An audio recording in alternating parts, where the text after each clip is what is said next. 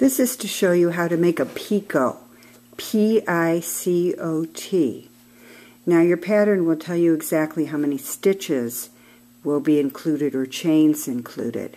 I'm going to work 3, which is pretty typical. And all you do is make 3 chains, and normally you will go back into the first chain, work a slip stitch, and it creates this little knob, and then you go on doing whatever stitch you were working on. I'm going to use single crochets, and I'll do one more of that type.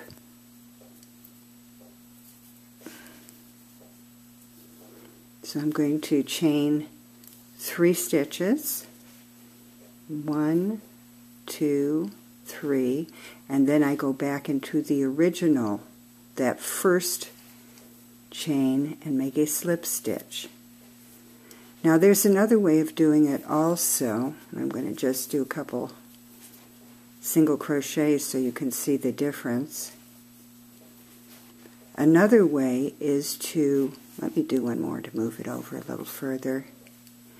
Another way is to chain the 3, but instead of going into that first chain you made, you can take your hook, put it through the top front loop and the side loop of your single crochet, then just grab your yarn and pull it through all 3 loops.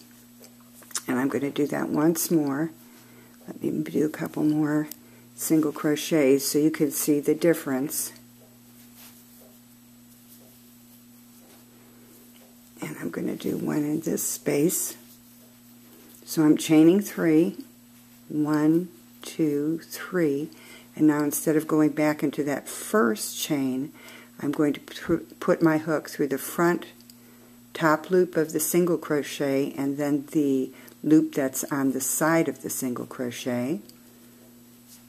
I have 3 loops on my hook. I'm going to yarn over and pull through all 3.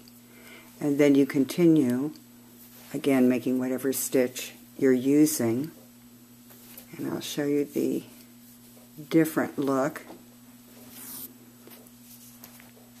This is the little knob that's created when you just go through the slip stitch.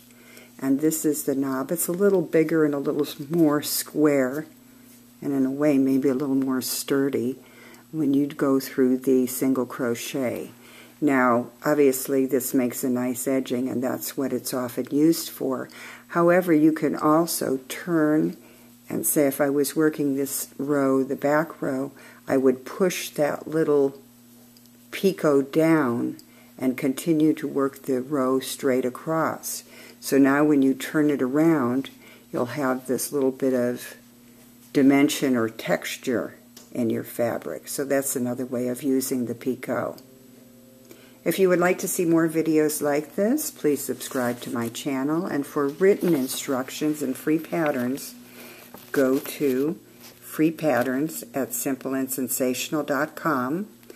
Then go to the site map located at the bottom right of the page, and when you click on that, you'll see all the items that are available on that website.